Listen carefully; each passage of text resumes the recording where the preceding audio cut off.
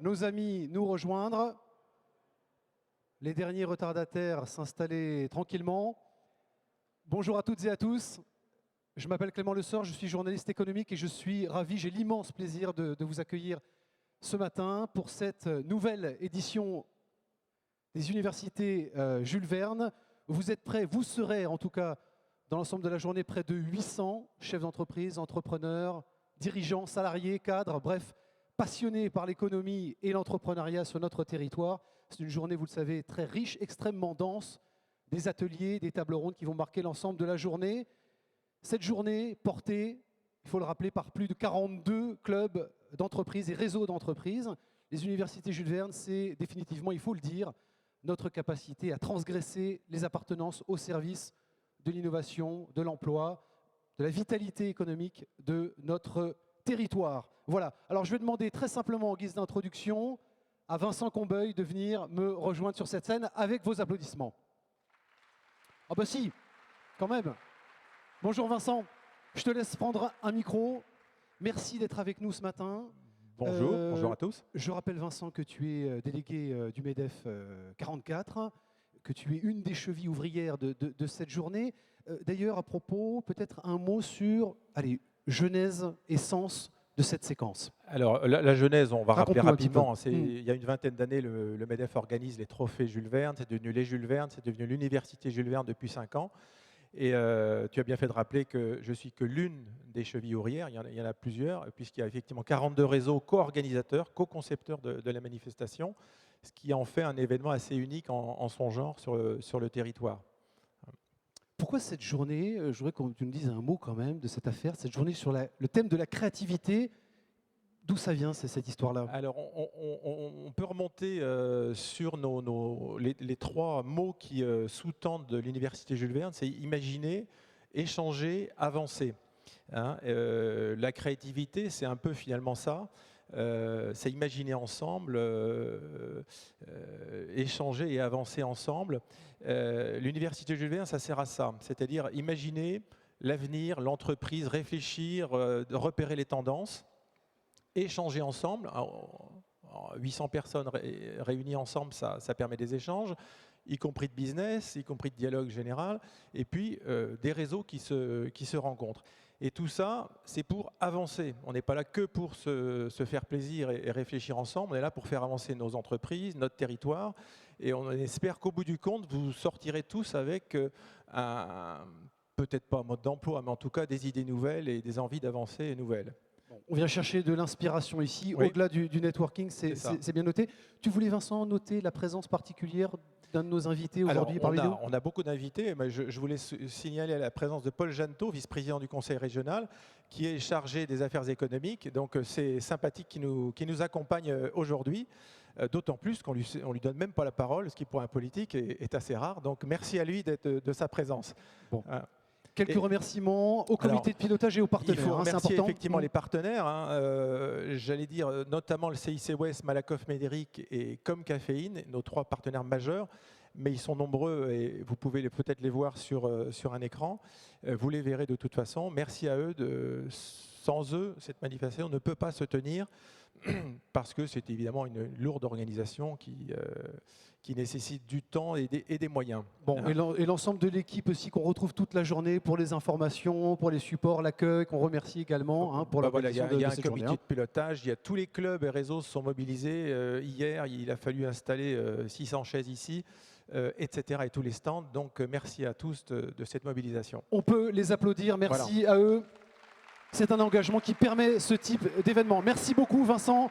Tu restes évidemment avec nous, très attentif à tout ce qui va se passer aujourd'hui. Une journée, vous le savez, placée résolument sous le signe de la créativité. Je précise également, j'en profite pour vous dire que vous pouvez réagir sur les réseaux sociaux et notamment le compte Twitter @UJV44, Université Jules Verne 44. Et on va débuter donc cette journée avec cette plénière autour de la question de la créativité comme nouvelle stratégie compétitive. C'est ce qui marquera l'ensemble de cette séquence. Laissez-moi bien sûr vous présenter mes 4 invités qui ont accepté de venir témoigner. Hugues Méli, Anne-Sophie Godon, Jacques Sibyl et Luc de Brabander qui vont venir me rejoindre et s'installer sur le desk avec vos applaudissements. Venez me rejoindre. Pas de protocole, vous vous installez voilà, naturellement. Anne-Sophie Godon, je commence par vous. Vous avez été directrice associée chez Arthur Andersen France. En 2001, vous avez créé puis dirigé Pasteur Media Vita. C'est une filiale de l'Institut Pasteur spécialisée dans la prévention sanitaire avant de rejoindre Malakoff Médéric en 2008 comme directrice d'abord de nouveaux services et prévention. Aujourd'hui, vous êtes la responsable directrice innovation, études et veille chez Malakoff Médéric. Je profite également de préciser que vous êtes enseignante au CNAM en dehors de vos activités chez Malakoff en parallèle. Jacques Sibyl, un petit peu plus loin, vous êtes, alors un double parcours, il faut préciser un double parcours en management marketing et sciences juridiques et politiques. 6 ans de management de projet marketing et communication au sein de la marque Beneteau. Il est utile de rappeler que c'est un des leaders mondiaux de la plaisance. Et puis, 7 ans de conseil en agence au service des collectivités publiques et des entreprises privées chez Mosvo. Vous êtes aujourd'hui consultant senior dans cette agence design global basée à Nantes. Hugues Méli, donc juste à côté d'Anne-Sophie Godon, vous êtes cofondateur et président directeur général de Niji en septembre 2001. C'est en septembre 2001 que vous créez cette entreprise. Est-ce qu'il y a des japonisants dans la salle? Oui? Non? Niji, qu'est-ce que ça veut dire Niji? Ça veut dire l'arc-en-ciel. Ça veut dire l'arc-en-ciel, voilà. D'où les couleurs sur le petit logo, vous nous parlerez de ça. Plus de 600 collaborateurs, il faut le préciser, et la perspective d'ouverture de nouvelles agences. Vous êtes installé d'ailleurs au début d'année, je crois, du côté de Lyon, notamment, et vous êtes rennais, pas tout à fait d'origine, mais vous êtes tombé amoureux de la Bretagne, vous nous raconterez ça également, passionné de high-tech. Business Angel aussi, vous investissez dans quelques startups. Enfin, vous avez été élu récemment président du directoire de Bretagne Développement Innovation. C'est l'association qui accompagne le développement économique de la région Bretagne.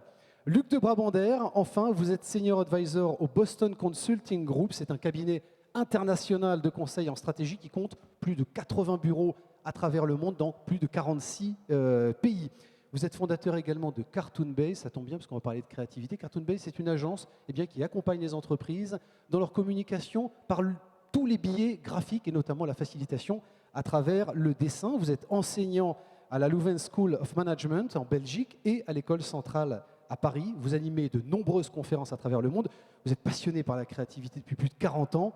Enfin, j'ai lu quelque part, Luc, que vous adoriez les bagages à roulettes, les valises à roulettes. Vous dites parce que c'est une extension de votre bras droit, je devrais plutôt le tenir comme ça, et parce que c'est un bel exemple de bissociation. Alors, bissociation, il faut nous expliquer ce que ça veut dire, Luc de Brabander. Mais souvent, l'acte de la créativité commence par le fait de mettre ensemble des choses qui n'avaient jamais été avant. Et donc, la première fois, il y a un peu de résistance. Quand j'étais petit, puisqu'on prend l'exemple, les valises n'avaient pas de roulettes. Bon, il ne faut pas 4 prix Nobel pour se dire « tiens, je mettrais bien des roulettes sous les valises ». Et pourtant, elles n'étaient pas là. Et très souvent, avec une idée, on dit « mais comment n'y a-t-on pas pensé plus tôt ?» Pourquoi? Parce que la logique n'était pas disponible. J'ai à la maison une photo d'Einstein qui attend son train avec une valise. Je me dis, s'il avait mis 1/1000 de son intelligence au service de la valise, il aurait mis des roulettes, quoi. Donc, et la bissociation, c'est ça. C'est l'acte de mettre ensemble pour la première fois des choses qui étaient là pourtant depuis bien longtemps. Ça veut dire que la créativité peut surgir, finalement, c'est la naissance de 2 idées qui étaient déjà préexistantes. Mais je veux dire, la créativité, c'est la réorganisation de la perception. Vous prenez par exemple la machine à vapeur, tout était là. Il y avait le bois, la vapeur, les engrenages, l'eau, la fumée, tout était là. Et tout à coup, dans la tête, quelqu'un se dit, mais je peux réorganiser tout ça et j'ai l'idée de la machine à vapeur. Si je suis ici aujourd'hui, c'est parce qu'il y a le mot créativité sur l'affiche, pas le mot innovation. Moi, un grand combat que je mène, c'est de séparer les deux mots. La créativité, ce n'est pas l'innovation. On dit souvent créativité et innovation, comme on dit Meurthe et Moselle ou Procter & Gamble, on a l'un, on a l'autre. Mais non, pas du tout. On appréciera l'analogie. Oui, hein. bon. Chacun, en tout cas. Il faut, et c'est le rôle de la philosophie de clarifier. L'innovation est la capacité d'un groupe à changer les choses. La créativité est la capacité d'un individu à changer sa perception des choses. Et il faut les deux, il faut séparer les deux. On peut avoir de l'innovation sans créativité. Regardez Starbucks. L'idée du cappuccino, c'est pas eux. Ils l'ont piqué en Italie, ils l'ont mis partout dans le monde. Bravo, c'est de l'innovation. Mais on peut aussi avoir de la créativité sans innovation. Et c'est, par exemple, Copernic. Copernic, bon, probablement un des plus grands Big Bang de l'histoire de l'homme. Bon, tout à coup, après des milliers d'années, il a dit, mais on se plante complètement. Non, pas du tout, c'est le Soleil qui est au milieu. C'est un énorme changement, mais aucun impact sur les planètes. pour Mars, Copernic n'existe pas. Il n'y a pas d'avant, il n'y a pas d'après. Donc Copernic, il a changé la manière de voir le monde, il n'a pas changé le monde. Et les entreprises doivent aujourd'hui être à la fois Starbucks et Copernic. Capacité de voir autrement et puis le faire. Bon, Anne-Sophie Godon, la créativité, ça n'est pas de l'innovation, définitivement. Chez Malakoff Médéric, vous le voyez comme ça? Non, je crois qu'on est tout à fait d'accord avec ça. Je suis directrice de l'innovation et pas de la créativité. Je pense que la créativité, elle appartient à tout le monde, à chacun des collaborateurs du groupe, et c'est d'ailleurs un de nos challenges permanents.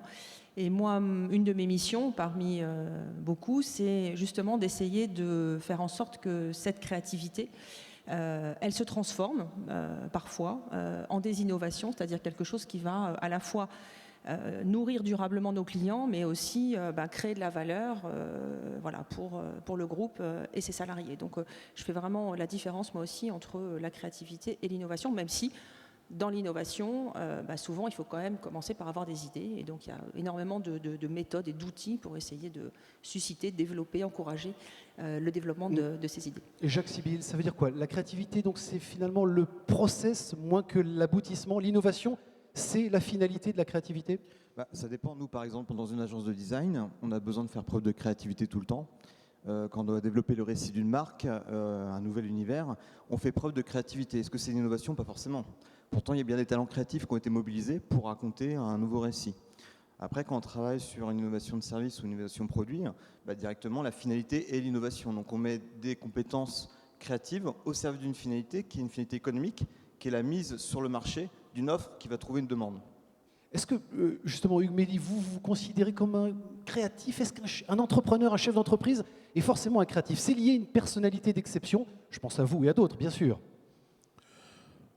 Oui, enfin, je pense qu'il faut créer le contexte de la créativité. Et je pense en particulier que la diversité est l'essentiel de la créativité. Diversité est source de richesse, comme je le dis souvent. Et donc, pour une entreprise comme la mienne, c'est à la fois diversité des talents, le fait d'avoir dans son entreprise le moins de stéréotypes possible, de forcer toujours à la diversité des gens qu'on recrute et qu'on intègre, parce que vraiment diversité est source de richesse. Donc très concrètement, dans une entreprise comme la mienne, des gens qui sont issus plutôt de background, école de commerce, management sur des activités de conseil, des gens qui sont un doux mélange entre des anthropologues, des ethnologues, des sociologues, des ergonomes, des architectes, des gens issus des beaux-arts de Boulle, d'Olivier de Serres, d'écoles de design, et j'en passe et des meilleurs pour les activités de design, et puis effectivement des ingénieurs et des universitaires pour les activités de réalisation. Mais aussi diversité des interlocuteurs extérieurs à l'entreprise, et donc en particulier dans une entreprise marchande comme la mienne, diversité des clients.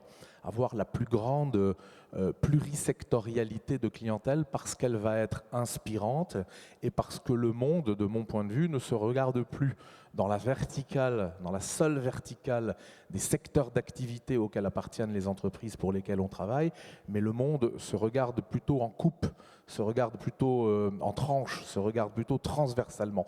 Comment voulez-vous regarder le monde transversalement si vous passez votre vie enfermé dans une verticale qui incarne ce monde?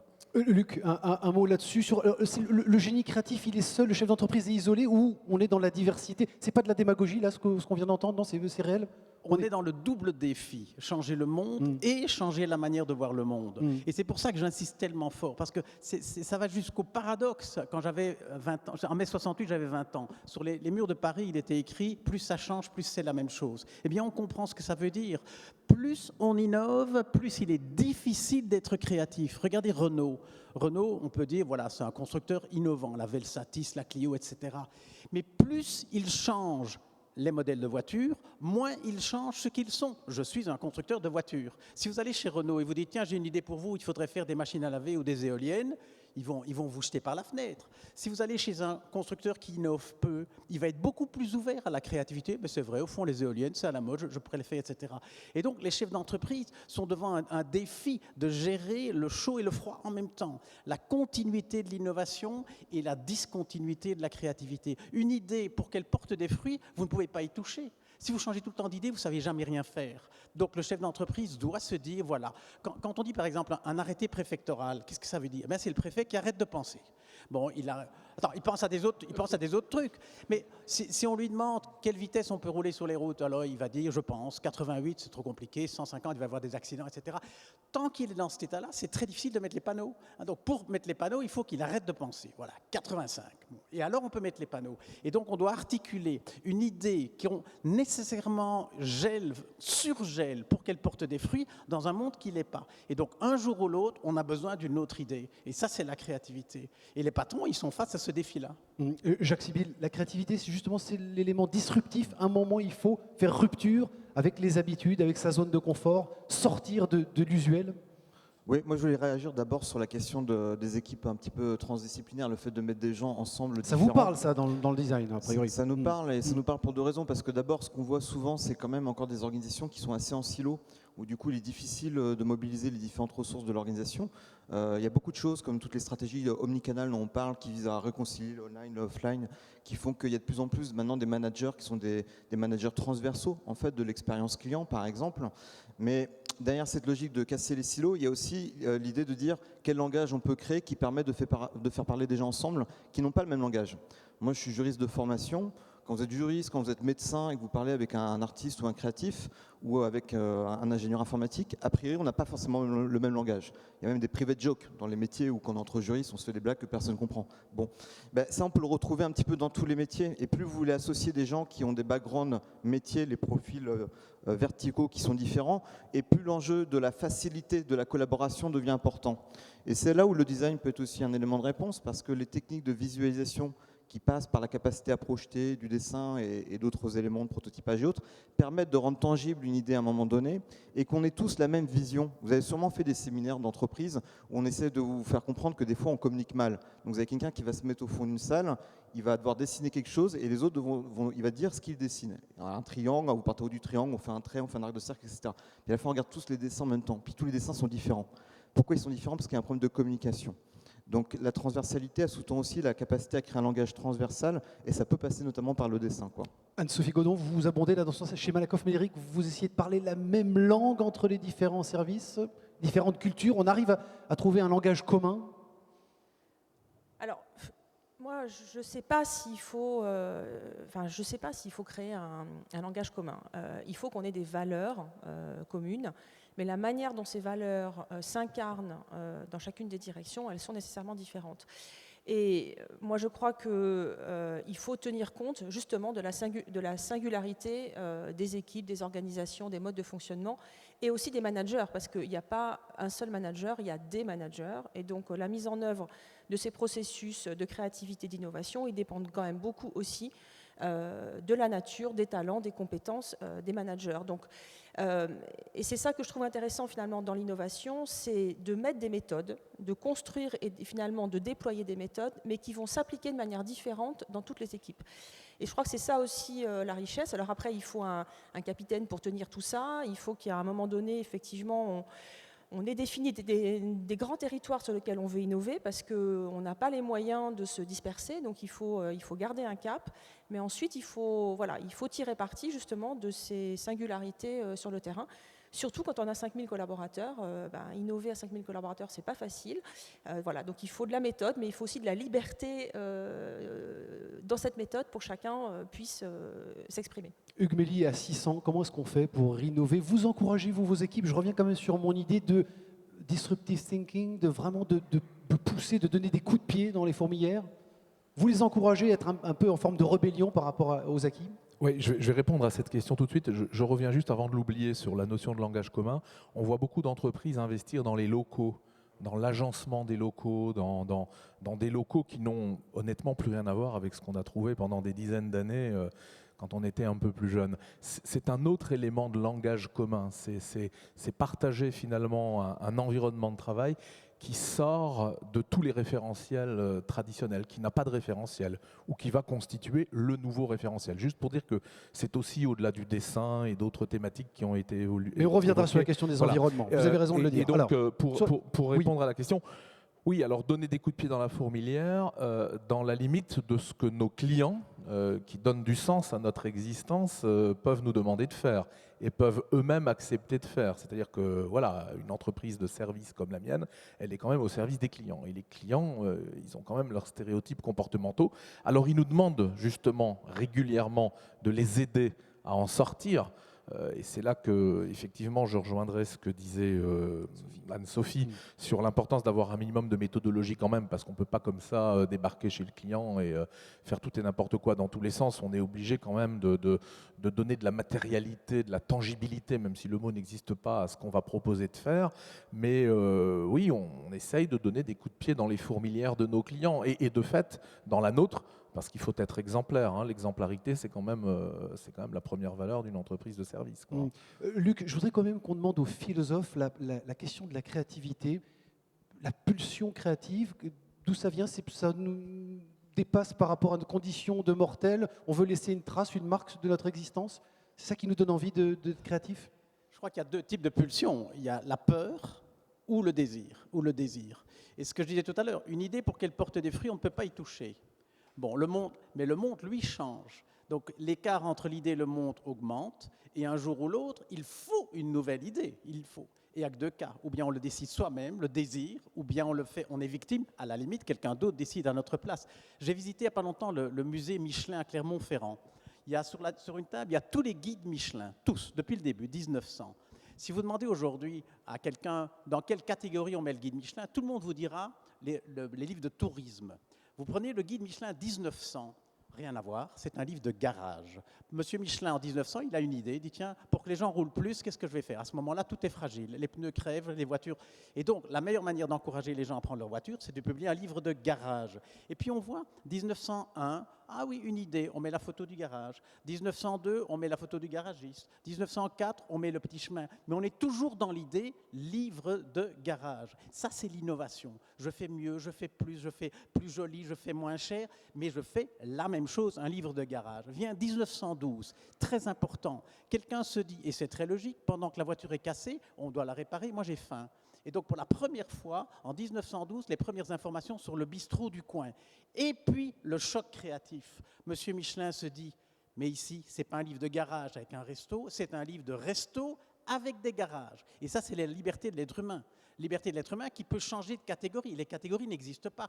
Et en 1912, dans la tête de Michelin, le livre de garage est devenu un livre de resto, alors que c'est le même. Et c'est ça qui a permis à continuer. Vous vous rendez bien compte, si c'était toujours un livre de garage, il y a 50 ans, que ça n'existerait plus. Et donc, on doit alterner l'innovation qui est la continuité. Et c'est très bien. Hein, c'est comme chez Gillette avec les rasoirs, quand les ventes chutent un peu, ils rajoutent une lame. Bon, on peut le faire...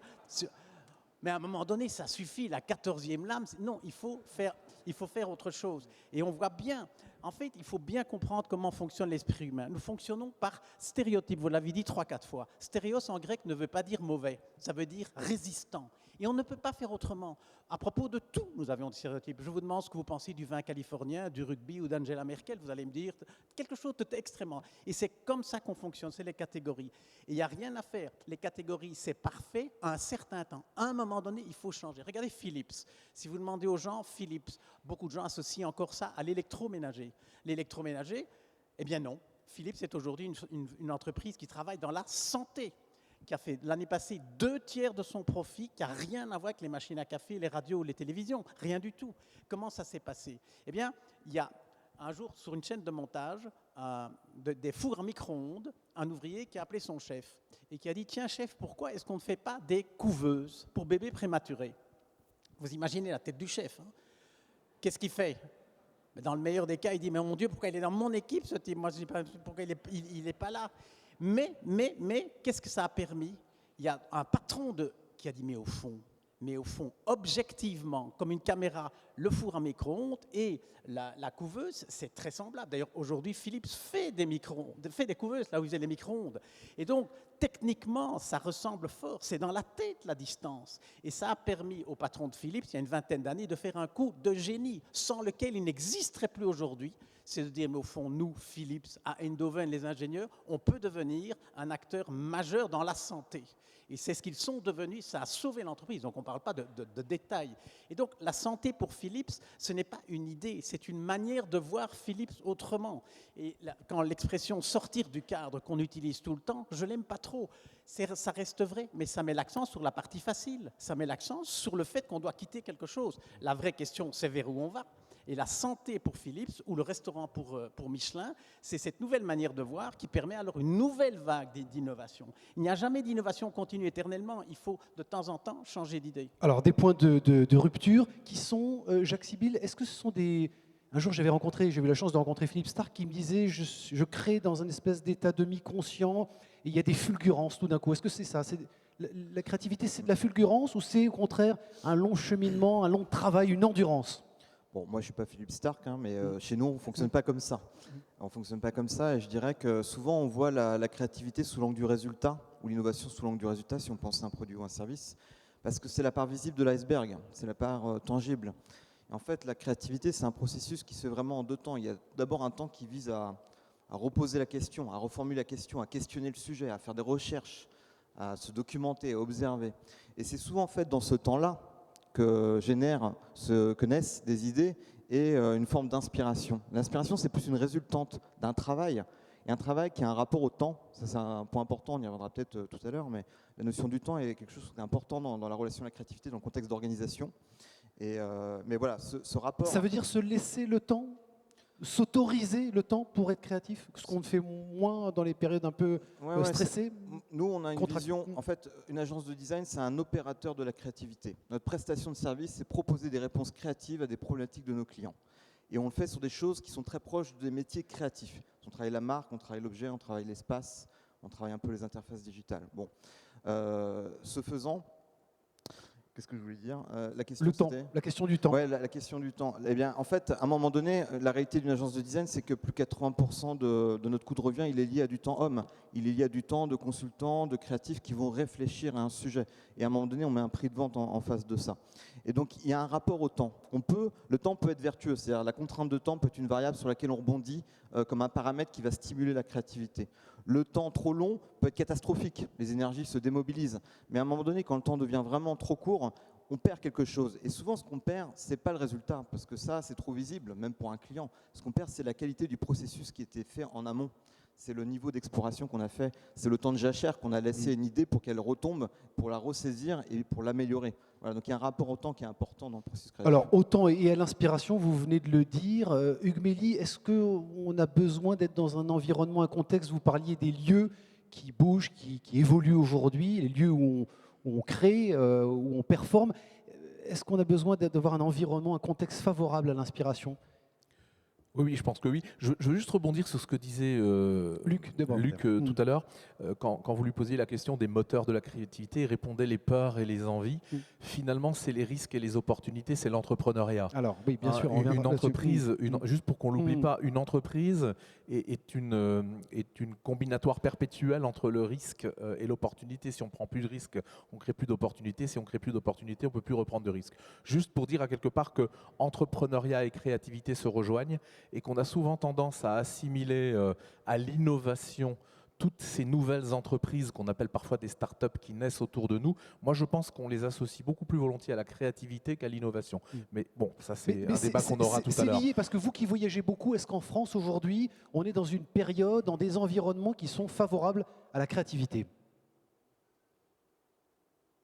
Oui, parce qu'on facilite à quelque part le mélange des genres. Par exemple, dans les filières d'enseignement supérieur, on a tendance de plus en plus à faire que école de commerce, école d'ingénieur, école de design s'assemblent, se rejoignent, partagent des programmes communs.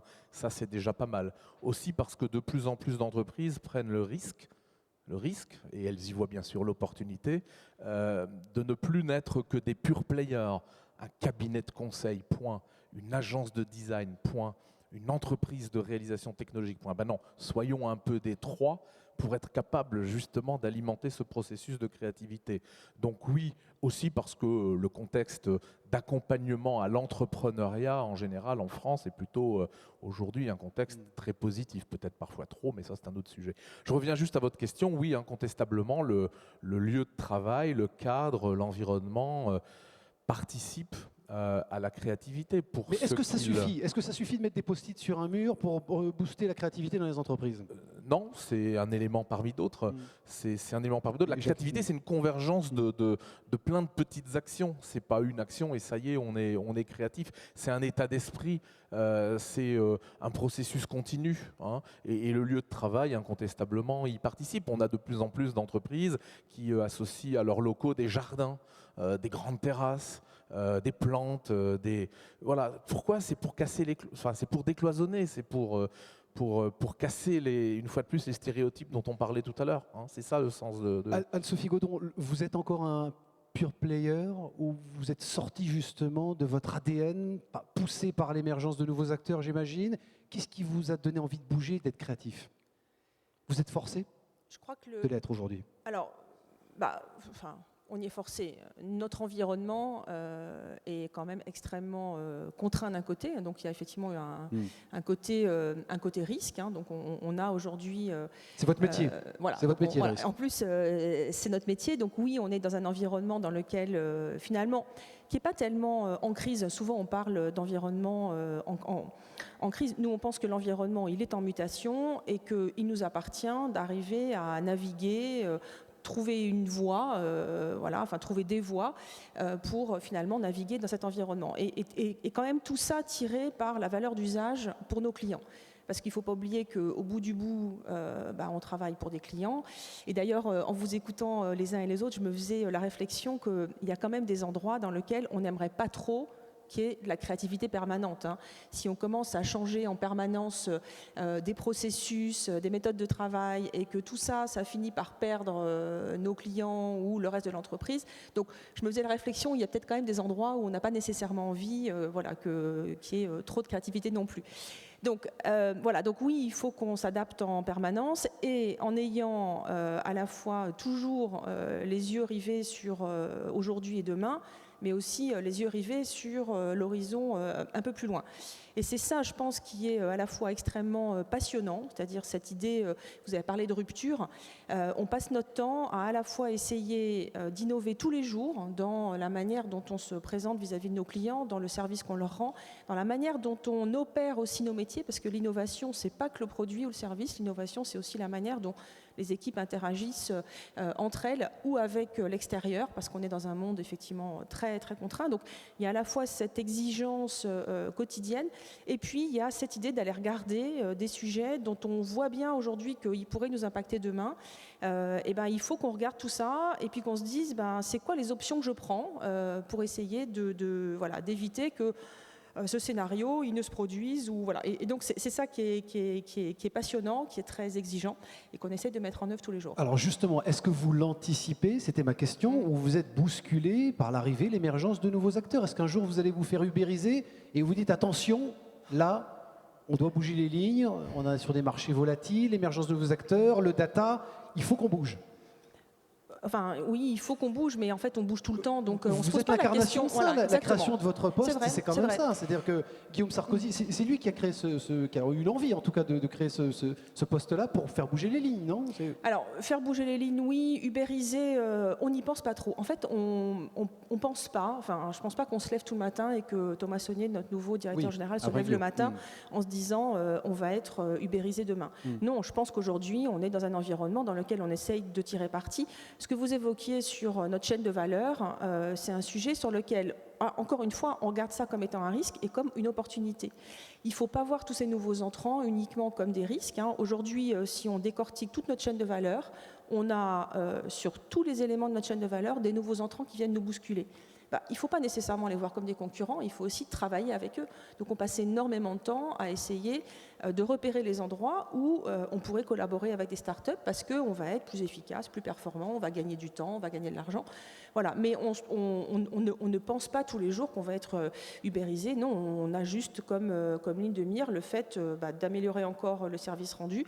Tout à l'heure, vous parliez de décalage de la promesse. Oui, on était un assureur complémentaire. On avait une promesse qui était relativement simple. Hein. Finalement, on remboursait des dépenses derrière la sécurité sociale. Finalement, on voit bien que l'évolution de notre rôle, qui d'ailleurs s'incarne dans notre nouvelle promesse de marque, elle est effectivement nouvelle. Aujourd'hui, notre enjeu, c'est de protéger et développer le capital capital humain dans un environnement dont on voit bien qu'il est en mutation. Si on n'y prête pas garde, le capital humain aujourd'hui pourrait être soit un frein au développement, soit quelque part une donnée un peu sacrificielle. Donc l'enjeu du capital humain, il est majeur, on y croit, on est un éclaireur de ces tendances depuis toujours et on essaye de faire évoluer Malakoff Médéric pour être en capacité, demain, un peu plus qu'aujourd'hui encore, de répondre à ces enjeux. Jacques Sibyl, vous aviez un mot en réaction par rapport aux environnements et aux salles avec les post-it. J'ai un peu bousculé Hugues. Au risque de me tirer une balle dans le pied, au risque de tirer une balle dans le pied parce que c'est une partie de notre métier que de créer des espaces tertiaires et donc notamment des espaces de créativité et de coworking. Un espace, c'est un outil. Et aujourd'hui, c'est un outil qui porte beaucoup l'image d'une ambition de ramener la créativité dans l'entreprise ou l'innovation dans l'entreprise. Mais c'est un outil qui ne sert à rien s'il n'y a pas la culture qui est derrière. Si par exemple demain, vous venez frapper à ma porte pour dire on est en train de repenser l'aménagement de nos bureaux et on veut qu'il y ait des espaces de créativité, si derrière il n'y a pas une culture qui favorise la créativité, un espace de liberté, on parlait d'opportunité et de risque, comment est perçue la notion de l'échec dans l'organisation? Alors, on va y venir juste après. Qui dit créativité dit échec potentiellement. Dit échec, dit prise de risque, dit posture d'entrepreneur. Alors dans l'organisation, on n'a pas toujours en face de nous des gens qui sont dans une posture d'entrepreneur.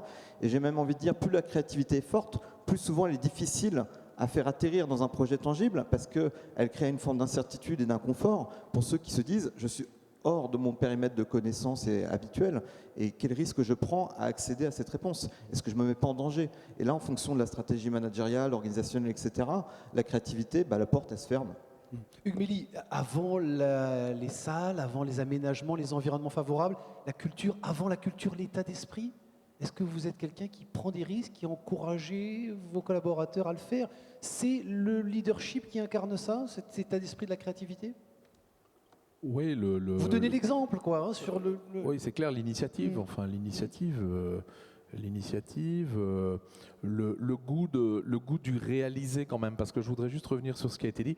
De mon point de vue, en tout cas, la créativité ne peut pas s'arrêter à l'art de penser. C'est même l'art de faire, l'art de réaliser qui doit la guider. Parce que c'est justement ce qui va la faire atterrir, c'est justement ce qui va lui donner une fin. Et je voudrais du coup introduire aussi une autre dimension qui est celle des nombres, des chiffres, qui est celle de la dimension économique des choses. La créativité peut-elle, doit-elle toujours être libérée de toute réalité économique? On aurait tendance à penser que oui, on aurait tendance à penser que plus on ouvre le champ du possible, plus on va favoriser cette créativité. Moi je pense que non, je pense qu'assez rapidement il faut intégrer la dimension économique, il faut intégrer... Donc il y a une valeur économique, chiffrée. Je pense qu'elle est même, elle va même susciter une plus grande créativité. À un moment donné, il faut pouvoir mettre les choses en équation, hein, c'est très très important. Et donc pour revenir à votre question, oui, encourager l'initiative, encourager l'intrapreneuriat, encourager d'exprimer, de faire partager des idées, dans la limite quand même d'une finalité tangible, du fait d'avoir à réaliser les choses, ne serait-ce que parce qu'aujourd'hui on ne peut plus faire partager à des tiers, en tout cas on ne peut pas aussi facilement faire partager à des tiers quelque chose qui n'est pas tangible, quelque chose qui n'est pas réalisé, quelque chose qu'on ne peut pas prendre dans sa main, ne serait-ce que parce que le numérique nous permet de réaliser beaucoup plus vite des choses démonstratives, visuelles, utilisables, et donc d'accentuer le partage qu'on peut faire du résultat de la créativité. Donc j'ai tendance à considérer que la créativité, elle doit être à quelque part quand même un peu contrainte par ses finalités de réaliser. C'est pas qu'un art de penser, il faut que ça ait une réalité économique. Frugalité, disent certains. Frugalité est source de créativité pour moi. Peut-être plus que d'innovation, parce que l'innovation, c'est le temps long, il faut parfois se donner vraiment le temps d'aller au bout de l'approfondissement de ce qu'on pourrait faire de mieux, dans la lignée de ce qu'on a déjà. Luc de Bravandère, d'accord avec frugalité? Non, pas tout à fait. Je vous ai senti un petit peu tendu là-dessus, alors racontez-nous. Je crois que la créativité, c'est pas l'art de faire. Copernic, il n'a rien fait, et c'est une créativité incroyable. Je crois qu'on doit retrouver la spécificité, la différence, la puissance des deux mots, chacun dans leur contexte. La créativité, c'est changer la perception, l'innovation, changer la réalité. Et l'art du management, c'est articuler les deux, et notamment la question du temps. Il y a des gens qui se plantent parce qu'ils vont trop vite, il y en a qui se plantent parce qu'ils vont trop lentement. Et le management, c'est articuler la créativité des individus et l'innovation de l'entreprise. Une entreprise ne peut pas être créative, elle ne pense pas. Mais un individu ne peut pas innover. Tout seul, on ne peut pas changer le monde. Il y a une double... Et donc, il y a toujours ces deux niveaux, l'entreprise et la perception de l'entreprise, ce que vous appelez un peu la culture, avec le danger des messages contradictoires. Il faut que ce soit cohérent. C'est comme le type qui disait oh, « j'ai pardonné à mes ennemis, mais j'ai quand même gardé la liste ». Donc, c'est bon, on sent bien que...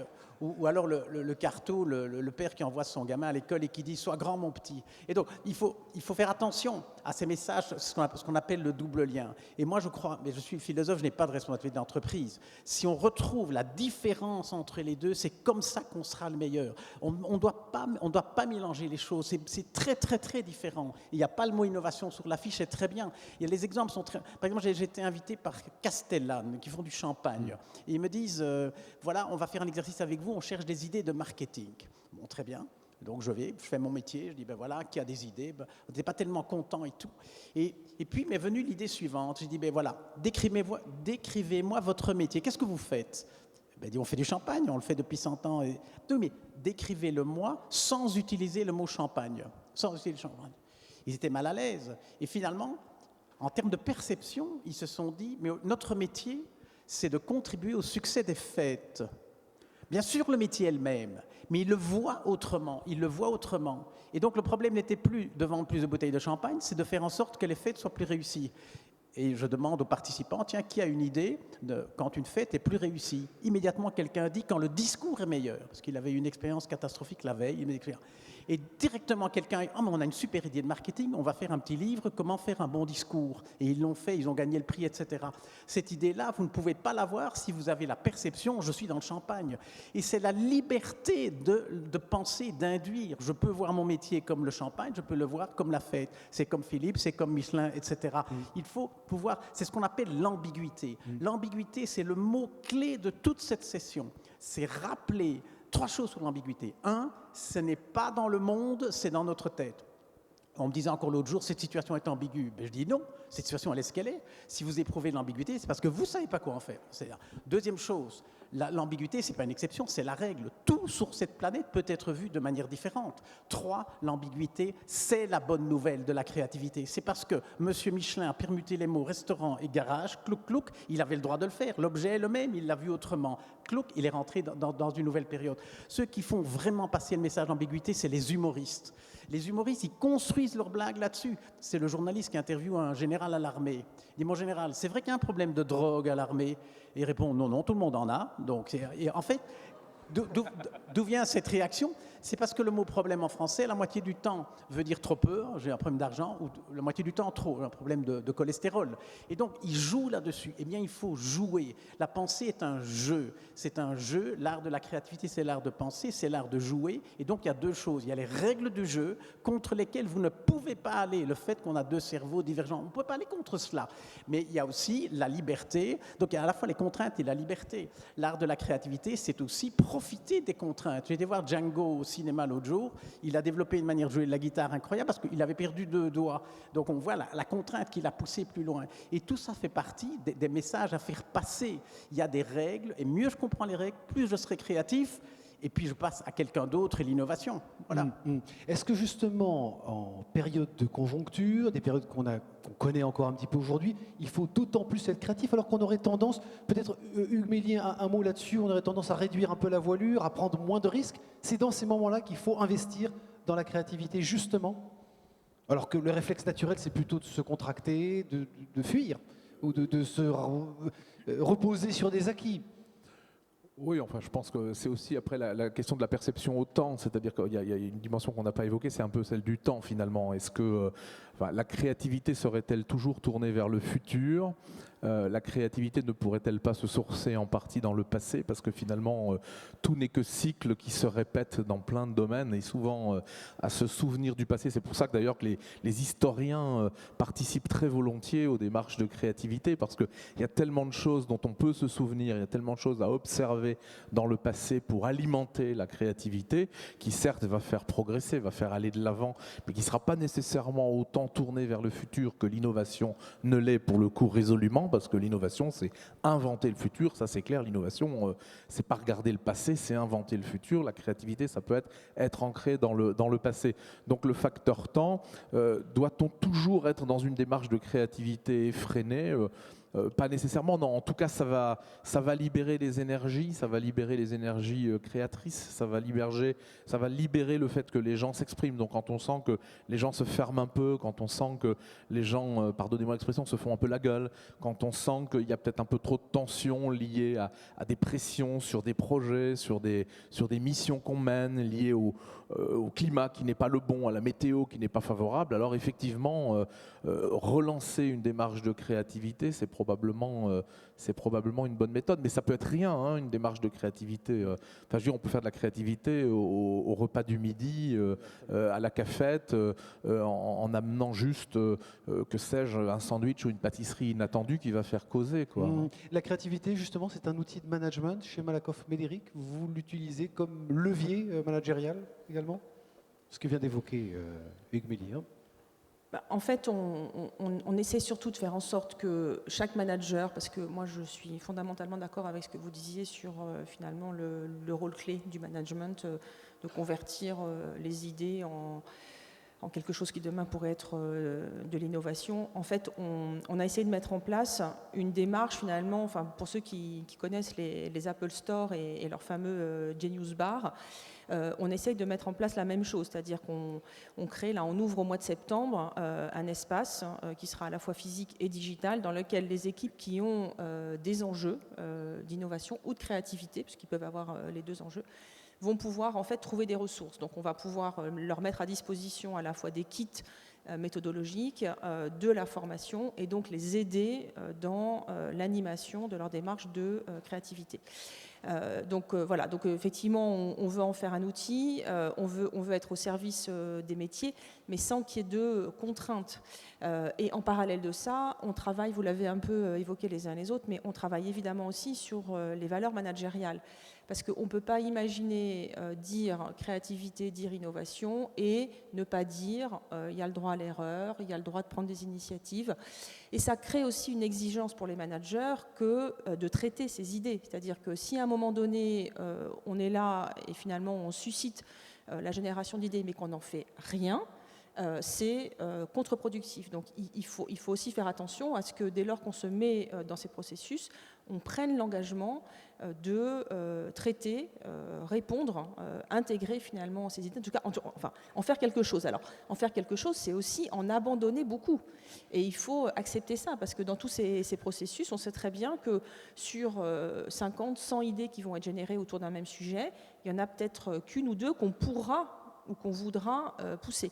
Donc il faut aussi accepter que finalement son idée, elle ne soit pas nécessairement... voilà, donc être créatif, c'est aussi renoncer. C'est d'ailleurs ce que m'a dit un jour le DRH du groupe. Il m'a dit, Anne-Sophie, ça va être difficile pour toi parce que finalement, ça va être pour toi l'obligation de renoncer en permanence. Donc il m'a dit, ton job, ça va être de renoncer ou d'aider les équipes à renoncer. Voilà, et je me souviens de ça parce que ça m'avait beaucoup marqué. Luc de Brabander. Créativité, outil de management, moi je dirais créativité, responsabilité du manager. Je sais, quand j'étais banquier, j'avais un grand service, j'avais un employé incroyablement créatif chez lui. Dès qu'il rentrait au bureau, il déposait sa créativité comme son manteau, il faisait très très bien son boulot, et puis le soir, il redevenait créatif. Et bien, c'était mon problème beaucoup plus que le sien.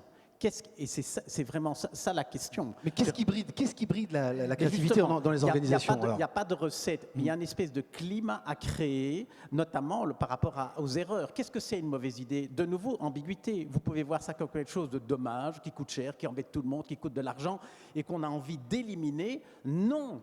une mauvaise idée, entre guillemets, c'est la condition de la bonne. Quand on a une voiture, il y a 40%, non même plus, 60% de l'énergie qui part en pollution, en fumée, en tout genre. Alors on peut voir ça, mais on n'en parle même pas. Tout le monde sait que c'est la condition du mouvement. Il y a là, c'est Kant dit l'homme est comme un oiseau.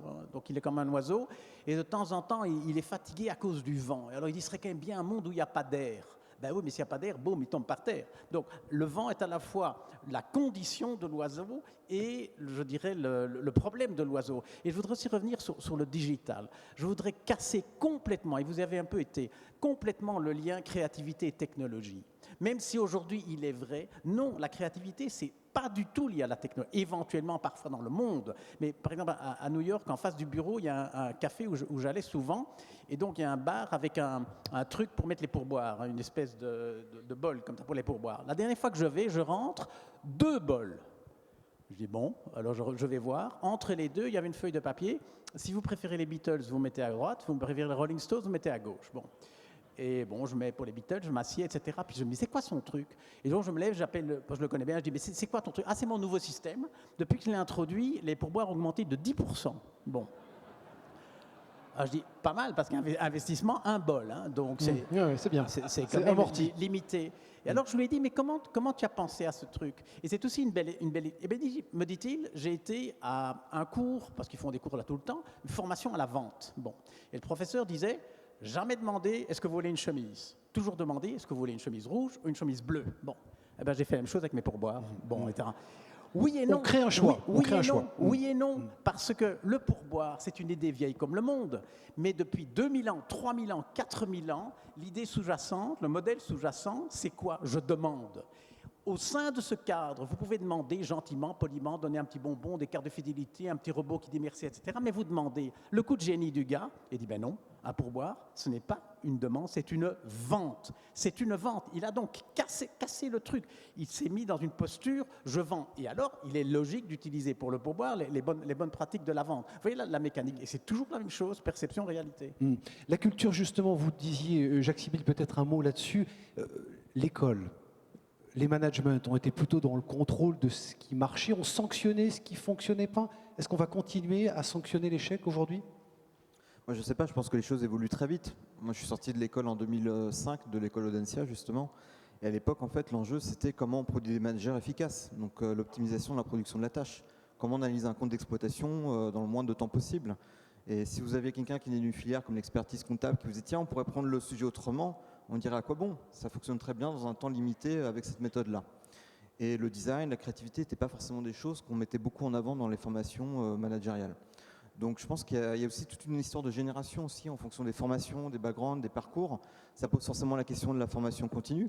Ça pose aussi la question de l'organisation.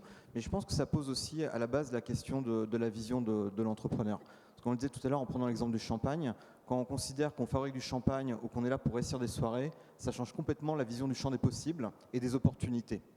Et nous, quand on travaille au contact d'entreprise, c'est la grande différence. Quand le manager ou le dirigeant de l'entreprise, le fondateur a une culture d'entrepreneur, a une vision de son organisation, à aujourd'hui ou pour demain, si effectivement il doit switcher sur notre idée, les gens qui travaillent autour de lui en interne et nous en externe aussi, on a beaucoup plus de ressources pour aller chercher de la créativité et de l'innovation pour l'accompagner. Donc la question de la vision, qui est des fois résumée à une sorte de baseline qu'on mettrait en avant dans une organisation comme un élément de discours étendard, en fait c'est vraiment l'idée maîtresse. Et si vous allez loin en prenant l'exemple par exemple des entreprises un peu libérées, qui ont tendance à enlever les strates de management intermédiaires, qu'est-ce qui fait qu'à un moment donné la prise d'autonomie d'initiative ne part pas dans tous les sens? C'est la clarté de la vision, c'est la capacité à un individu de se dire « Tiens, j'ai une idée, est-ce qu'au vu de la vision qui est une idée générique, ça peut aller dans le bon sens ?» Et ça aide la prise d'initiative, l'autonomie, la prise de décision, qui sont des valeurs qui sont plutôt positives, un environnement de liberté, en fait, pour être plus créatif. Bon, état d'esprit, culture et vision partagée, on l'a bien compris, pour aller dans le même sens et créer dans le même sens. Juste Luc. Un petit mot, vous avez utilisé le mot « autrement hein, », penser autrement. Là, moi, je me bats. La créativité, ce n'est pas penser autrement. Et c'est pas penser mieux, c'est penser plus. Parce que quand vous dites penser autrement, vous posez un jugement. Non, tout ce qui est fait est bien, tout ce qui est bien. C'est penser plus, et vous l'avez après élargir, donc vous êtes quand même rattrapé. Hein, Hugues, est-ce qu'il y a un déficit de la pensée aujourd'hui? Non, Hugues a l'air de Je voudrais juste déplorer. rebondir là Alors, sur ce qui a été dit. Certains dans la salle m'ont déjà entendu le raconter. Goethe, qui était un grand poète allemand, disait « Das Zusammengehörigkeitsgefühl », mot à mot traduit, le sentiment d'appartenance à l'ensemble. Et en allemand littéraire, en Hochdeutsch, ça veut dire la solidarité. Tout est question de solidarité. Et dans nos entreprises, on a besoin de créer de la solidarité, on a besoin de développer un sentiment d'appartenance à l'ensemble, d'où toutes les remarques qui ont été faites sur l'importance de la vision, la clarté de la vision et la façon avec laquelle on va associer les gens à rendre concret, à décliner finalement cette vision. Là, je voudrais juste aller sur un terrain où je n'ai pas nécessairement formulé d'affirmation, c'est peut-être un peu en forme de question, mais Luc aura probablement des choses intéressantes à nous dire.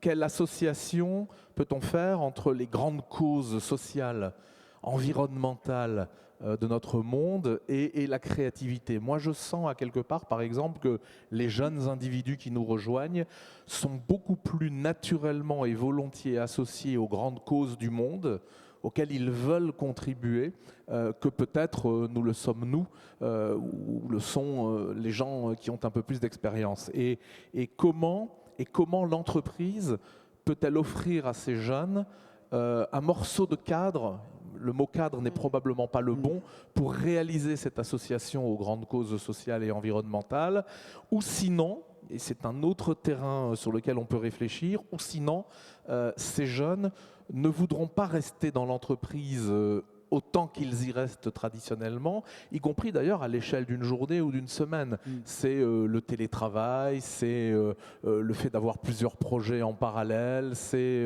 voilà. Donc là aussi, je pense qu'il y a un terreau de réflexion sur la créativité et en quoi le management de l'entreprise, dans la façon avec laquelle il accueille tout ça, va faciliter la créativité. Alors justement, avant de parler de créativité et de RSE, Anne-Sophie Godon, est-ce qu'on peut embarquer tout le monde quand on dit solidarité, vision claire, partagée, implication des collaborateurs? Est-ce que tout le monde peut être créatif dans une entreprise? C'est pas un vœu pieux, c'est pas encore une fois de la démagogie. Il y a des gens qui ne sont pas intéressés par cette affaire-là. Moi, je ne crois pas. Je crois qu'aujourd'hui, tout le monde a des idées. Et je pense qu'il faut créer les conditions de l'expression de ces idées. Donc, il faut à la fois le contexte physique, l'environnement physique, on l'a dit, ça contribue à ça. Et y compris d'ailleurs le physique hors les murs de l'entreprise. Hein. Moi, je pense qu'il est fondamental que les collaborateurs puissent aussi souvent que possible sortir, hein, échanger avec d'autres, discuter avec d'autres et donc finalement faire rentrer le monde extérieur dans l'entreprise, donc revenir avec d'autres idées. Donc ça, c'est la première chose. Donc il faut un contexte physique, environnemental, il faut un contexte managérial favorable à ça. Voilà. Et puis il faut effectivement canaliser pour donner aussi du courage et finalement montrer que ça marche et qu'on arrive à transformer ces idées. Voilà. Donc après, je ne sais pas si un jour on retiendra, si une idée de chaque collaborateur, je n'ai pas les moyens de mesurer si finalement chaque collaborateur a pu contribuer. Ce que je vois, c'est qu'à chaque fois qu'on fait des concours, des initiatives dans lesquelles on donne la parole aux collaborateurs sur un sujet, on a à peu près un collaborateur sur 2 et un collaborateur sur 3 qui participent. Et 1 sur 2 qui rebondit sur l'idée d'un autre. C'est-à-dire qu'il y a ceux qui ont les premières idées, et puis il y a ceux qui rebondissent sur les idées des autres. Et au total, on a à chaque fois un salarié sur 2 qui a soit eu une idée, soit contribué à l'idée d'un autre. Voilà. Donc, je n'ai pas d'autres témoins que celui-là, mais je crois que fondamentalement, on peut. Ça veut dire des enjeux aussi autour de la formation pour embarquer tout le monde? Alors, pour laisser personne sur le carreau, si vous les emmenez dans ces nouvelles façons de penser. La formation, c'est l'enjeu. La formation, la gestion prévisionnelle des emplois et des carrières, pour moi, c'est l'enjeu majeur des entreprises aujourd'hui. Vous parliez des jeunes. Moi, je suis frappée, j'en ai dans mon équipe, il y en a évidemment dans l'entreprise. Quand vous discutez un peu avec eux, ils se disent, le métier que je ferai dans 5 ans, dans 10 ans, il n'existe pas encore. C'est-à-dire que nous, on est rentrés dans l'entreprise, on savait à peu près quand même, potentiellement, on avait un champ qui était certes en mouvement, mais enfin qui était quand même assez cadré. Quand vous discutez avec des jeunes, ils vous disent, mais tu sais Anne-Sophie, moi, mon métier dans 5 ans, dans 10 ans, peut-être il n'existe pas. Donc ça les met dans une posture complètement différente en matière d'innovation et de créativité. Voilà. Hugues Méli, un mot là-dessus? Ouais, juste pour Sur la rebondir là-dessus, passer de l'entreprise des certitudes à l'entreprise du doute. Je sais, donc je suis. Depuis la nuit des temps, nos entreprises sont construites autour de ça. Vous savez quoi? Vous le savez vraiment? 8 sur 10, 9 sur 10, 10 sur 10. Regardez comment fonctionnent les cabinets de recrutement. Ils mettent des croix dans des cases. A développé l'expertise sur le sujet ceci, a développé l'expertise sur le sujet cela, est expert de ceci, est expert de ça. Magnifique, 9 sur 10, vous pouvez le recruter. Je sais, donc je suis. Pardonnez-moi, un peu comme le coq sur son tas de fumier, hein, mais ça va finir par lui gratter à quelque part, il va falloir qu'il en descende. Versus, je vais, donc je doute, ou je doute, donc je vais. Je doute, je suis toutes antennes dehors, j'écoute, je développe de l'empathie pour le monde extérieur, je m'alimente d'idées, je ne sais pas, j'accepte de ne pas savoir. Et mon employeur a accepté de me faire venir à ses côtés, ne sachant pas. Par contre, je doute, j'écoute, j'intègre des idées et je vais, j'avance. C'est quand même différent. Je sais, donc je suis, staticité de la posture, je doute, donc je vais. Dynamique de la posture. Et donc, pour rebondir sur ce qui a été dit en matière de formation, je pense que nos formations sont trop ancrées dans cette culture du savoir au sens de l'expertise. Hein. Il faut un minimum de référentiel pour réfléchir, entre guillemets, proprement, mais acceptons d'inculquer un peu aux jeunes et aux dirigeants, bien évidemment, le bénéfice du doute. Rapport au savoir, rapport à la formation, justement, Luc de Brabander, c'est en train de changer tout ça. On change de paradigme là dans les organisations. Voilà, on change complètement. Même le mot carrière, dont je ne suis pas sûr qu'ils ont encore envie de l'entendre. Donc et là, par rapport à la RSE, etc., la jeunesse arrive avec un double changement. Ils voient dans la réalité un monde qui est différent, avec des éoliennes, des tas de choses, etc., mais dans la tête aussi. Ils ne pensent plus comme nous, ils ont d'autres catégories, d'autres références. Et par exemple, le télétravail, dont vous avez évoqué, pour beaucoup de gens, c'est le travail qu'on fait à la maison. Non, le télétravail, ce n'est pas le travail qu'on fait à la maison, c'est se poser la question, maintenant qu'il y a toute cette technologie, comment je travaille?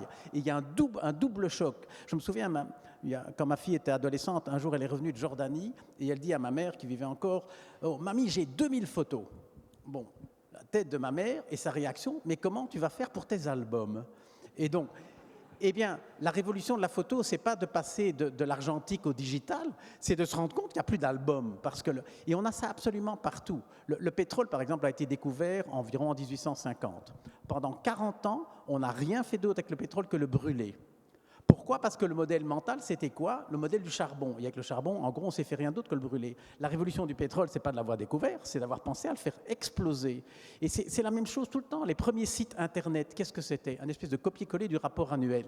Les sites les plus ennuyeux qu'on ait jamais fait. D'ailleurs, personne n'y allait. Non, un site Internet, ce n'est pas copier-coller. Et on voit bien, il y a un double changement nécessaire. Ma génération a grandi avec le journal, par exemple. Le journal, le livre. Quel est le modèle sous-jacent dans un journal? L'information va du journal dans ma tête. On est rentré dans le monde Google avec le même modèle mental, en croyant que le business model de Google, c'est l'information qui vient de chez nous. Mais pas du tout, ça va juste dans l'autre sens. On doit comprendre Google en disant, mais au fond, non, c'est nous qui donnons de l'information. Et s'il n'y a pas ce double choc, ça ne marchera pas. Une éolienne, vous pouvez très bien la voir de deux manières différentes. Sans changer le modèle mental, ben voilà, il y avait du pétrole, maintenant il y a des éoliennes. Non, ça ne marchera pas. Il faut se dire, on entre dans un nouveau monde, un nouveau paradigme où l'énergie sera plus rare, etc., etc. Deux fois changé. L'équation qui consiste à croire que le présent plus les nouvelles technologies fait le futur, c'est complètement foireux. Et ça l'a toujours été. Hugues Méli, un mot là-dessus, rapidement. Et puis rapidement, relation de la créativité aux technologies. Technologie, dans ce que j'ai dit tout à l'heure, ça permet juste de rendre concret le résultat de la créativité, mais c'est aussi, ne l'oublions pas, le monde digital qui conduit les entreprises à accentuer leur quête de créativité.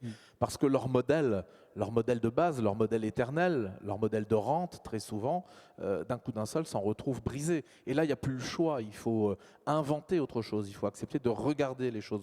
Donc il y a quand même une relation du digital à la créativité. Le digital peut même en être, à quelque part, la causalité, la source. Et accélérateur pour des phases tests, on l'a bien compris, pour des modélisations. Jacques Sibyl, comment est-ce qu'on transforme la créativité en valeur durable, justement? À un moment, il faut devenir compétitif, c'est aussi le sujet. stratégie compétitive. Et, bon, c'est très bien la créativité. À un moment, il faut que ça rentre dans le dur hein, quand même. La question, c'est déjà comment on évalue la valeur.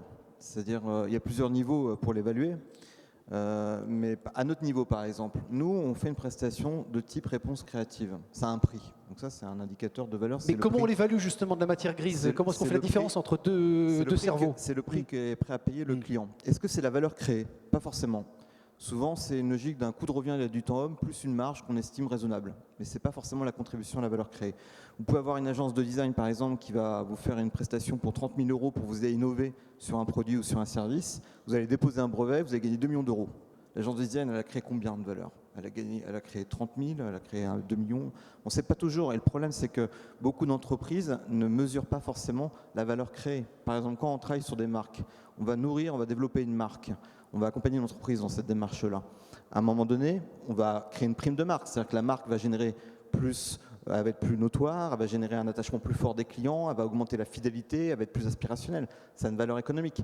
Mais si on ne la mesure pas entre l'avant et l'après la prestation, on ne connaît pas la prime de marque. Donc les entreprises raisonnent souvent non pas dans une logique de quelle valeur je vais créer, mais combien ça va me coûter.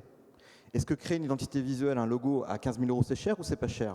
Pour certains, c'est trop cher, mais la vraie question, c'est quelle est la valeur qui est créée derrière?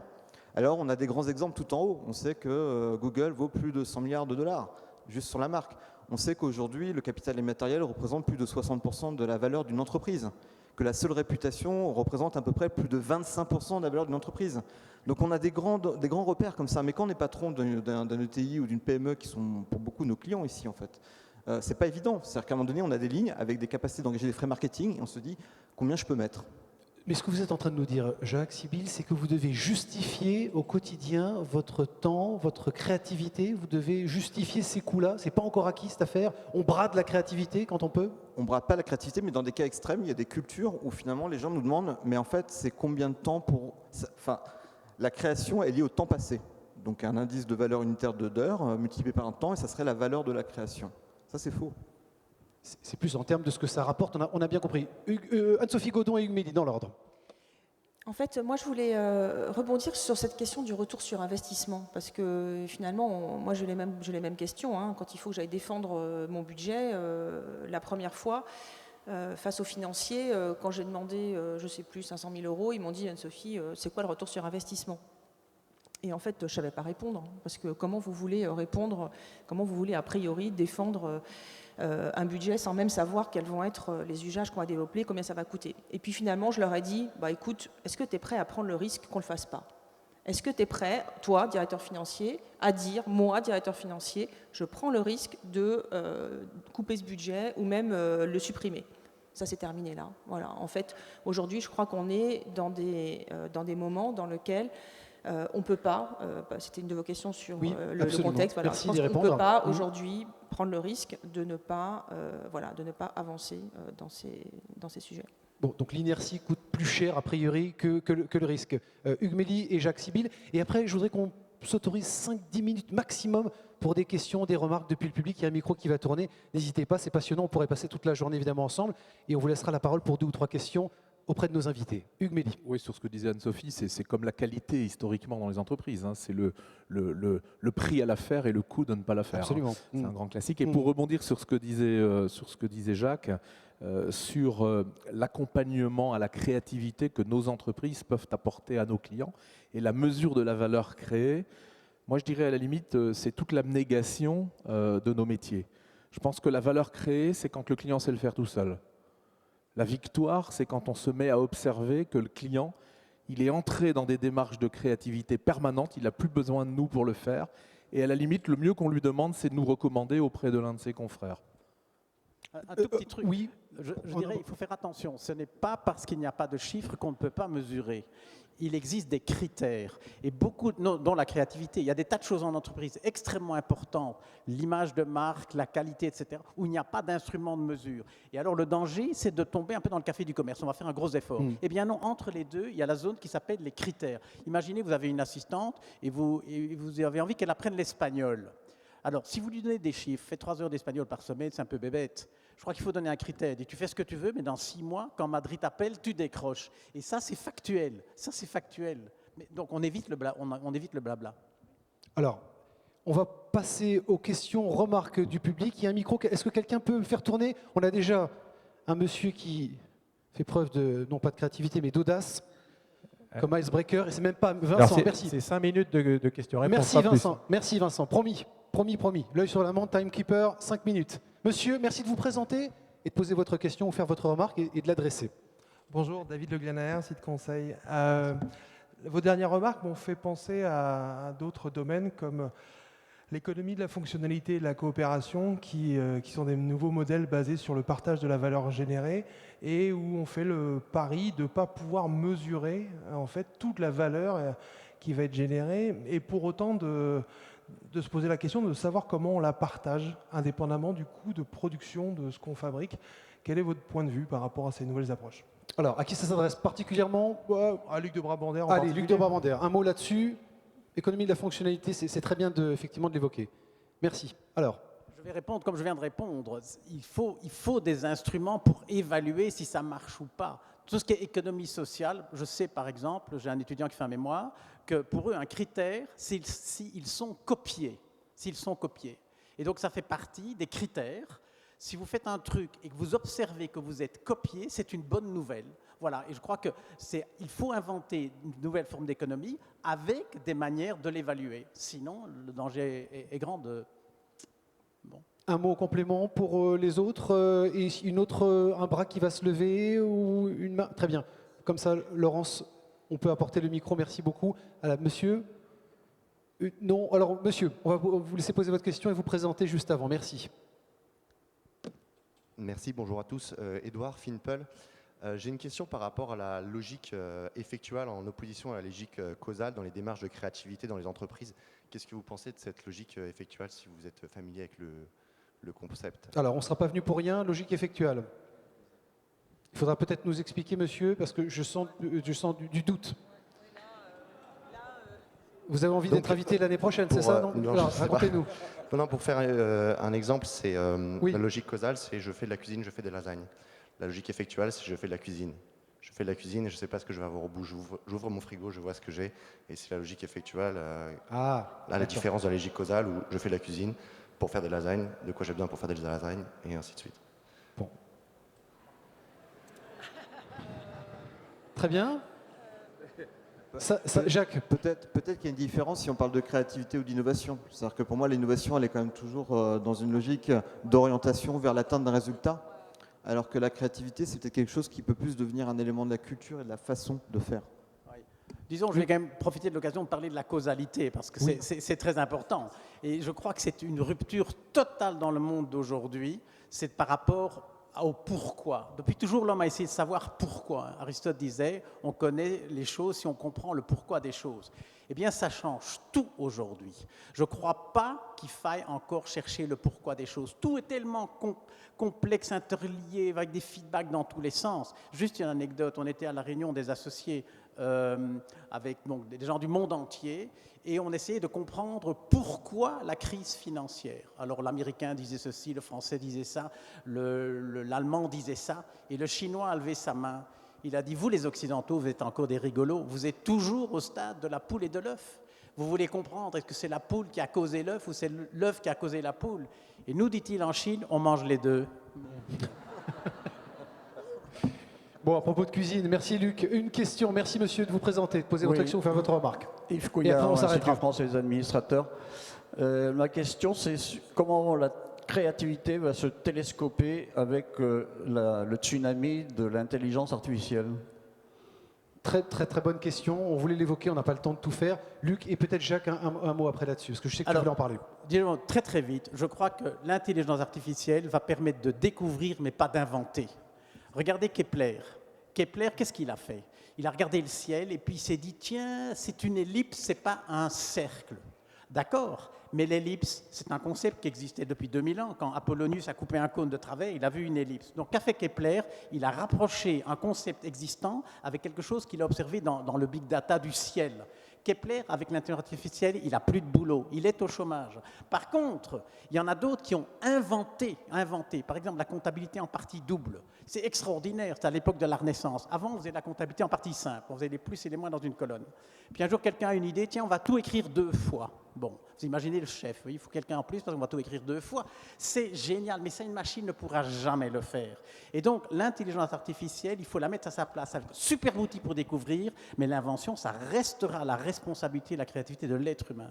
Jacques Sibylle, un mot sur l'intelligence artificielle qui bouleverse un peu les compétences valorisées hiérarchiques. Hein, ça je crois bouscule encore les choses. Le classement de Davos disait qu'en 2015, la créativité était la 10e compétence d'un dirigeant, et en 2020, ce sera la 3e.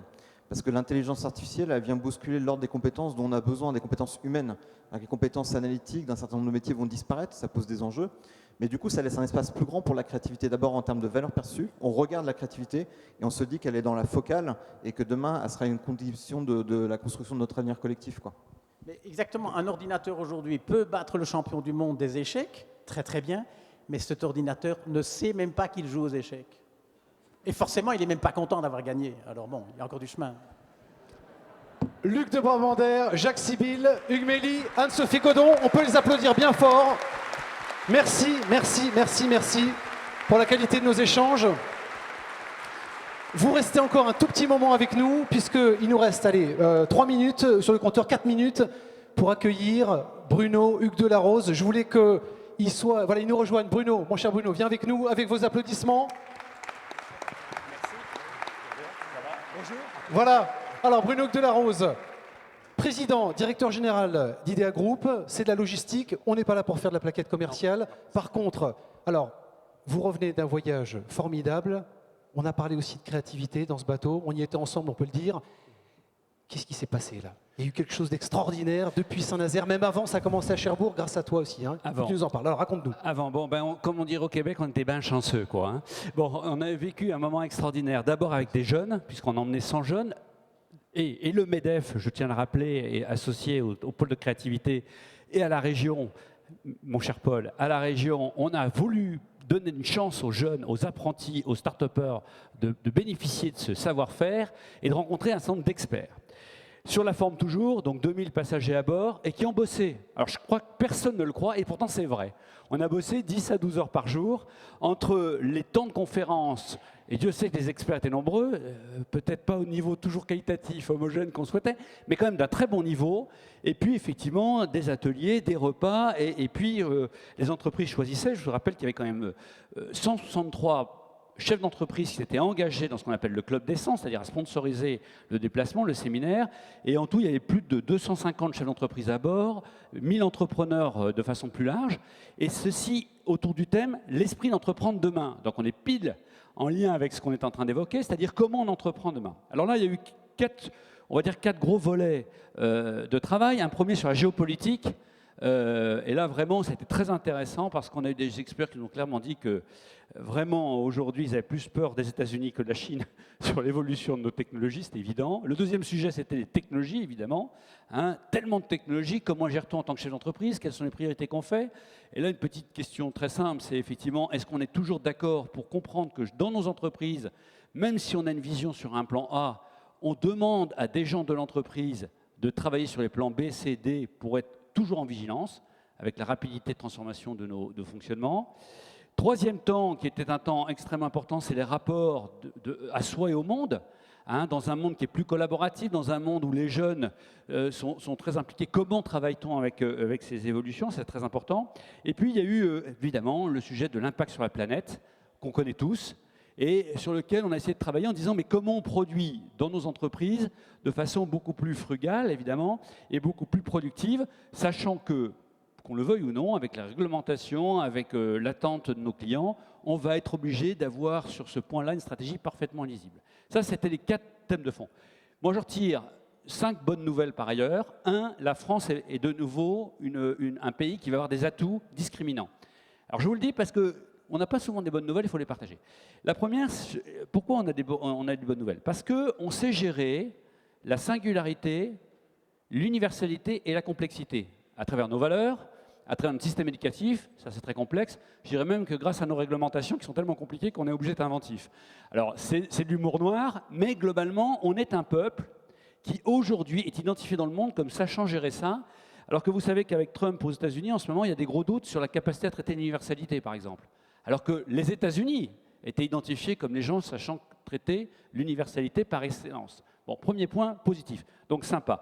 Et puis effectivement, qu'on veuille faire de la politique ou non, on a aujourd'hui une image à l'extérieur d'un renouveau politique qui nous est favorable. Je ne dis pas si c'est justifié ou pas, je dis simplement c'est une image, il faut qu'on travaille dessus.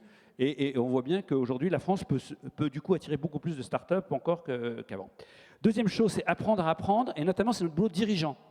Comment apprend-on à apprendre avec ces nouvelles technologies? On parle de l'intelligence artificielle, comment apprend-on à apprendre? Ça, je n'ai pas de réponse, mais fondamentalement, est-ce qu'on se met nous-mêmes dans les plans de formation? Est-ce que nos codires se mettent dans les plans de formation? Comment on apprend à apprendre? Parce qu'on ne pourra pas tout savoir. Comment l'entreprise apprend à apprendre? Le troisième sujet, je l'ai dit tout à l'heure, c'est le plan B. Le quatrième, c'est développer nos vitesses de réaction en consolidant nos process. Ça, c'est ce qu'on appelle une injonction paradoxale, mais elle est essentielle. Si on n'est pas capable d'avoir de la rigueur dans nos process opérationnels, lorsqu'il faut changer, lorsqu'il faut s'adapter, on se casse la figure. Et je reste poli. Et donc, c'est très dur pour nous, parce qu'on doit à la fois être plus réactif avec des technologies qui évoluent, des fonctionnements collaboratifs qui évoluent. Et le bridge était par essence un truc collaboratif, à 15 millions d'euros, s'il vous plaît. Donc un truc invraisemblable, et ça a marché super. Et donc, ce sujet-là, cette injonction paradoxale, il faut qu'on la réfléchisse, pas simplement de façon intellectuelle, mais dans nos entreprises, comment on développe process et réactivité. Et le dernier sujet que j'ai vraiment aimé, c'est, je finis par ça parce que c'est ça qui me perturbe le plus aujourd'hui, c'est nos jeunes. Est-ce qu'on accepte que dans les fondamentaux de nos jeunes, ce qui compte avant tout aujourd'hui, c'est de faire, beaucoup plus que d'avoir ou d'être. De faire. Et si dans nos entreprises, dans nos fonctionnements, on ne leur donne pas une place pour faire, qu'on leur dit simplement, vous allez avoir un plan de carrière, je fais court, ou vous allez être ceci, bon, eh bien, on passe à côté de cette alchimie générale qui est productive entre les jeunes et les moins jeunes. Alors, la bonne nouvelle, c'est que les moins jeunes aussi ont de plus en plus envie de faire aussi.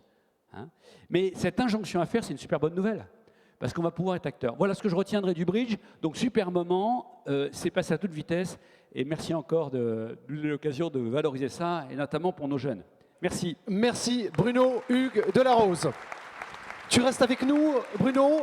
Vincent, tu avais un mot, parce qu'à propos de créativité, eh bien, il paraît que tu nous as promis une performance. C'est pas toi qui vas t'exécuter, bien entendu. Non, vous seriez très déçus. Alors, on va faire venir, c'est une petite surprise, l'association Cirque en Ré. Alors, ils sont jeunes, on a voulu leur donner un petit coup de pouce. Ils ont poussé la porte de l'Université Jules Verne, on a trouvé ça sympa. Et alors, vous avez ici un groupe où il y a une trentaine de champions du monde dans leur discipline du monocycle. Et pour financer leurs activités, ils ont créé un spectacle. Ils ont été créatifs. Donc, on va leur donner quelques minutes pour nous montrer ce qu'ils savent faire. On peut les applaudir, ça s'appelle Cirque en Ré. Et merci encore à nos invités. Je vous laisse regagner votre place.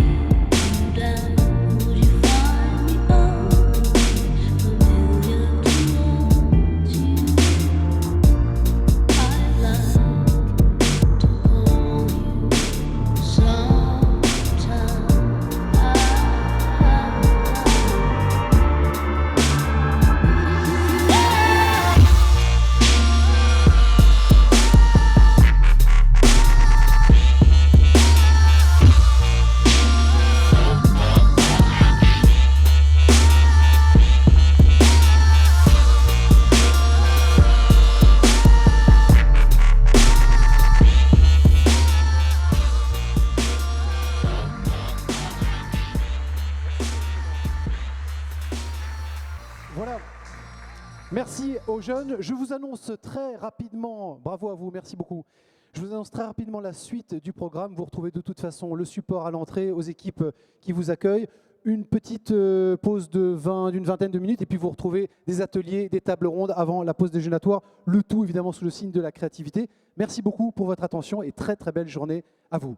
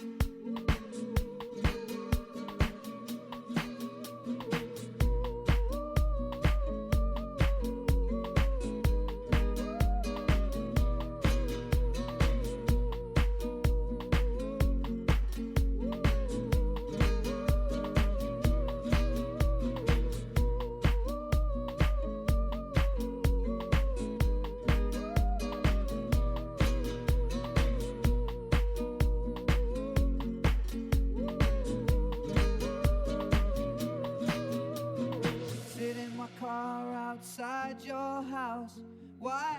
I can feel the heater coming round. I go to put my arm around you and you give me a look like I'm way out of bounds. Well, you let out one of your bored sighs. Well, lately when I look into your eyes, I'm going